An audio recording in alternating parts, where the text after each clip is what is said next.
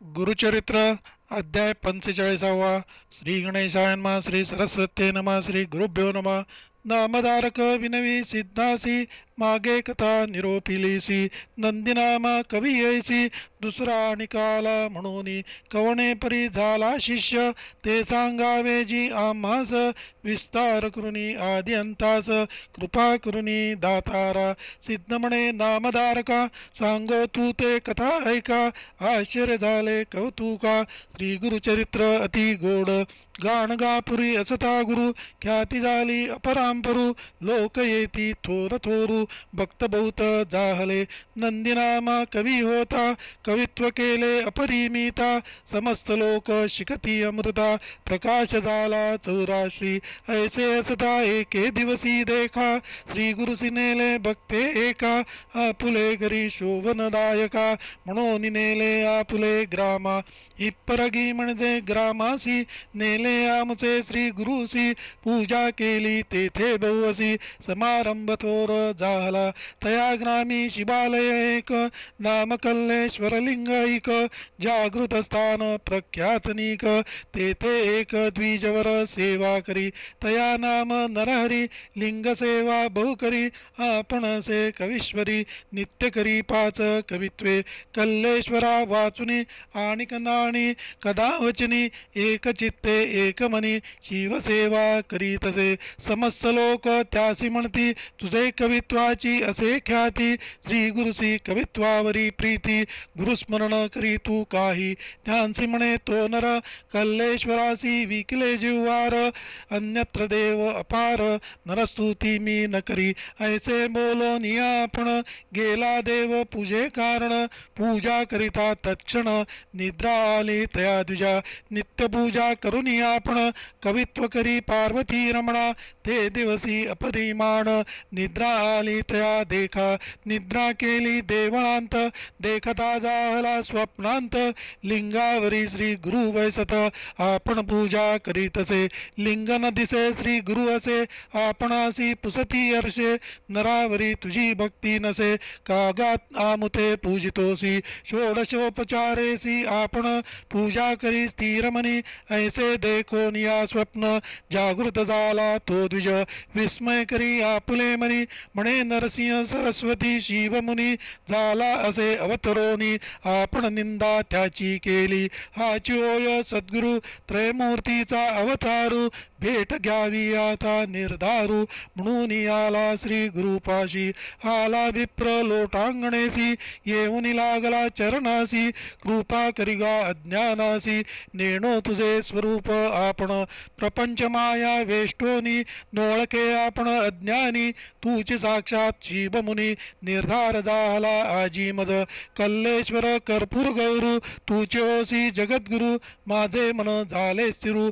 तुझे चरणी विनटलो तूची विश्वाचा आधारू शरणागता वज्रपंजरू चरणकमळ वास भ्रमर ठाकून आलो अमृत प्यावया जवळी असता निधानू काहिंडावे रानो रानू गरा आलिया कामधेनू दैन्य काय आमासी पूर्वी समस्त ऋषी देखा तप करीती सहस्रवर्षेनिका तू न पावसी एक एका अनेक कष्ट करिता ती न करिता तपानुष्ठान आम्हा भेटलासी तू निधान झाली आमची मनकामना कल्लेश्वर लिंग प्रसन्न झाले तूची सत्य कल्लेश्वरू ऐसा माझे मनी निर्धारू कृपा करिगा जगद्गुरु म्हणून चरणी लागला श्री गुरु म्हणती तयासी नित्यामुची निंदा करीसी आज कैसे तुझे मानसी आलासी भक्ती उपजोनी विप्रमणे स्वामी आसी अज्ञानंदकार आम्हासी कैसे भेटाल परियेसी ज्योतिर्मय न होता म्या कल्लेश्वराची पूजा केली तेने पुण्य आम्हा भेटीला दली आज आम्ही पूजेसी गेलो ते काळी लिंगस्थानी तुम्हासी देखिले स्वप्नावस्थेंत देखिले आपण प्रत्यक्ष भेटले तुझे चरण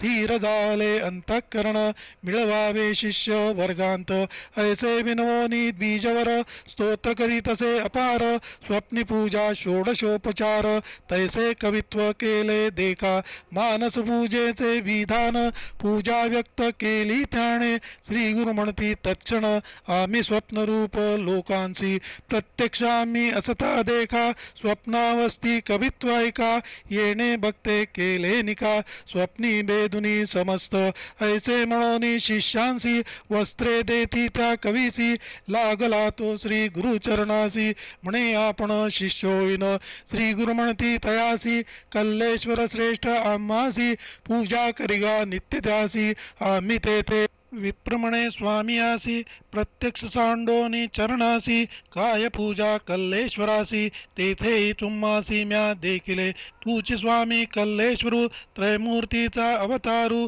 हाची माझा सत्य निर्धारू न सोडी आता तुझे चरण ऐसे विनवोनी स्वामी आसी आला सभे गाणगापुरासी कवित्वे केले बहुअसी सेवा करीत राहिला सिद्ध म्हणे नामधारकासी कवीश्वर दोघे श्री गुरुपाशी आले येणे रीतीसी भक्ती करीती बहुवस म्हणे सरस्वती गंगाधरू ज्यासी प्रसन्न होय श्री गुरु त्याचे घरी कल्पतरू चिंतिले फळ पाविजे कथा कवीश्वराची ऐसी सिद्ध सांगे नामधारकासी पुढील कथा विस्तारेसी सांगेल सिद्ध नामधारका इति श्री गुरुचरितामृते परमकथा कल्पतरौ श्री नृसिंह सरस्वती उपाख्याने सिद्ध नामधारक संवादे नरहरि कवीश्वर पुरप्राप्ति नाम पंचचत्वारिशोऽध्यायः श्री गुरुदत्तात्रेयार्पणम् अस्तु श्री गुरुदेव दत्त